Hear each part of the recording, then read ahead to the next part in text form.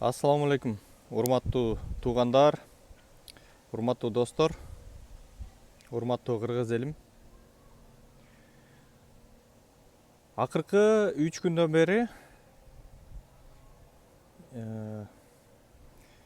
интернет желесинде, социалдык түйүндөрдө эки маселе менин жүрөгүмө катуу тийди. Биринчиси бул Жети Өгүз районунун Жети Өгүз айылынын тургуну өзүн дарыгермин деп тааныштырган адамды биринчи күнү адам катары, өлкөнүн жараңы катары өзүнүн ичиндеги өзүнүн кайгы муңун, өлкөдө болуп жаткан проблемаларды, мына бүгүнкү пандемия учурундагы бийликтин чабалдыгын, иштей албай жатканын так баса белгилеп айткан эле. Анан эртеси күнү эле аны укук коргоо органдары айрым маалыматтар боюнча караларды криминалдуу колдонуп, бийлик тез эле кечирим суратып койду. Ал аябай актанды, президенттин атын атап алып кечирим сурады.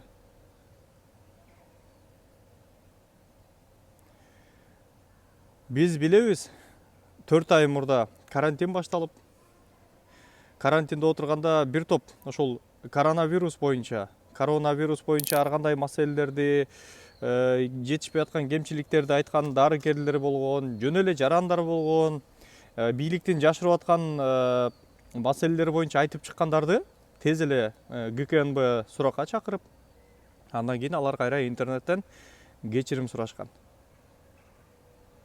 Жыйынтыгы эмне болду? Жыйынтыгы биз көрдүк, мына 1000ден ашык адам өлдү. Ошол кезде маселелерди, ошол кезде жетишпей атканын, орундуктар жок экенин, жанагындай маскалар,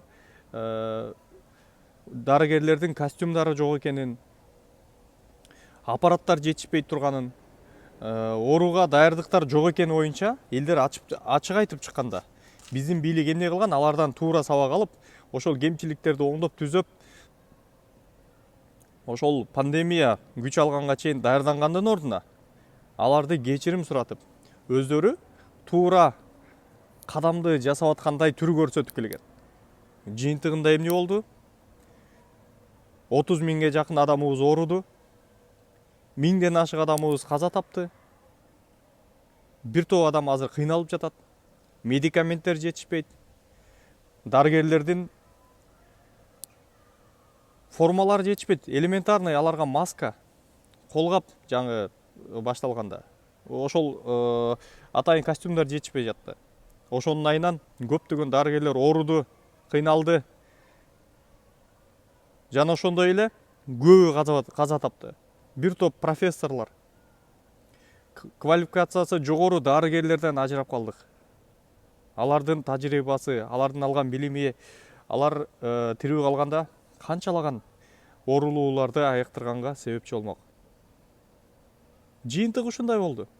Бүгүн ошол кислород жана аппараттар, СИЗ деп коебуз, жана костюмдар, чепчиктер, дары дармектер кайсы бир деңгээлде жетиштүү болгондой болуп калды. Бирок анын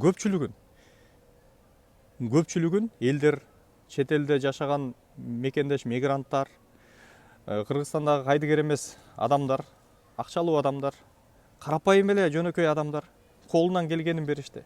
Тамак ашынан баштап ошол маселени колго алып, көпчүлүк маселени чечкенден кийин гана өкмөт кыймылдады, кеч кыймылдады. Мамлекет башчысы баш болуп, бардыгы кыймылдабай жатканда эл демилгени колго алып, маселе чечилип, бийликтин абийири жабылды. Болбосо өлүмдөр менен оорулуулар мындан дагы бир нече эсеге көп болушу мүмкүн эле. Бул биринчиси. Экинчиси, Сооронбай Жээнбеков биринчи радиого интервью берип, ал жерден ушундай пневмониянын күчөшүнө, ушундай пандемиянын Кыргызстанда кулаш жайып жайылышына, өлүмдөргө, оорулуулар ушунчалык көп болгонуна, орундар жетишпей жатканына элди күнөөлөдү. Эл биз айткандай, биз түшүндүрүп, биз жол көрсөткөндөй, биз үйрөткөндөй, биз түшүндүрүү иштерин жасагандай бардык талаптарды аткарган жок. Эл сабатсыз болду. Эл баш ийбей, тартипке баш ийбей отуруп, аягында мына ушундай катастрофага алып келди дегендей өзүнүн пикирин билдирди.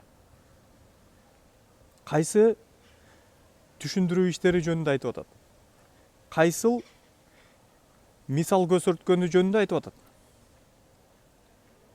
Керек болсо кыргыз коомчулугунда мына соңку июль айында эле оорулуулар аябай, мына соңку 20 күндө эле оорулуулар көбөйүп, каза болгондор көбөйүп, таанымал адамдардын бир тобу өтүп кеткенден кийин гана карапайым элдин көпчүлүгү ушул оору бар экенине ишенди го.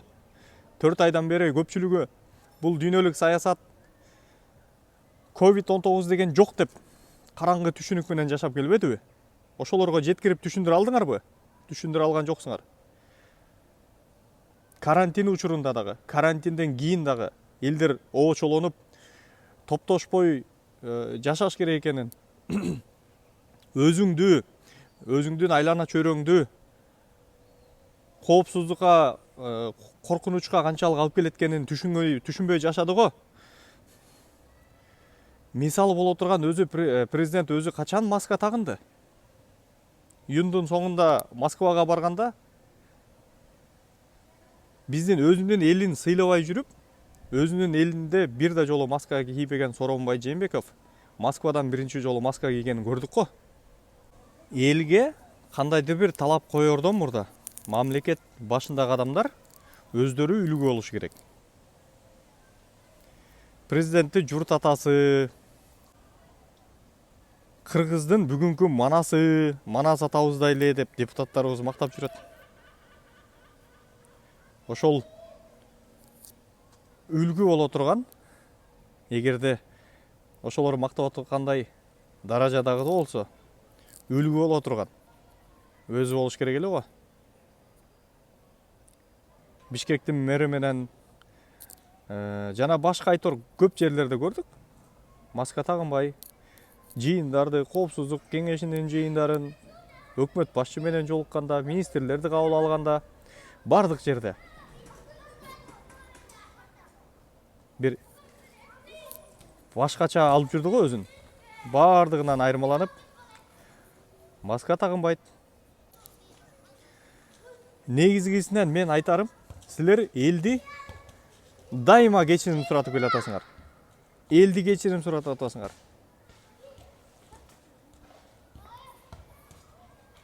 Бирок өзүңөр качан кечирим сурайсыңар? Миңден ашык адамдын өлүмү, миңден ашык адамдын үй бүлөнүн азабы, ачка отургандар, кыйналып жаткандар, ооруп мына бүгүнкү күндө дагы өмүрү менен күрөшүп жаткандар. Акыркы акчасын дары дармекке жумшап, азап тартып жаткандар. Ошол кыргыз элинин азап тартканы үчүн түздөн түз ишиңерди жасай албай, шала акылыңардын айынан бүгүнкүдөй кыйын абалга келген үчүн силер качан кечирим сурайсыңар элден? Качанга чейин ушинтип элди бийлигиңер менен, күчүңөр менен басып, кыйнап келесиңер? Бийлик түбөлүк эмес. Ал дагы отурган тактыңардагы түбөлүк эмес. Элдин убалы, элдин кайгысы, элдин азабы сөзсүз түрдө өз башыңарга кайтып келерин биздин тарыхыбыз дагы, биздин өлкөдөгү окуялар дагы жана дүйнөлүк саясаттагы тарыхый окуялар дагы сабактар далилдеген. Кыйналган элдин азабы, ооругандар менен өлгөндөрдүн, жаш адам, жаш бир үйдөн ата бала, бала эне, күйөөсү менен аялы, бир үйдөн 3 адам каза болгондор бар. Ошолордун убалы кимге? ошолор боюнча силер жооп бере турган, силер элден кечирим сурай турган учур сөзсүз түрдө келет.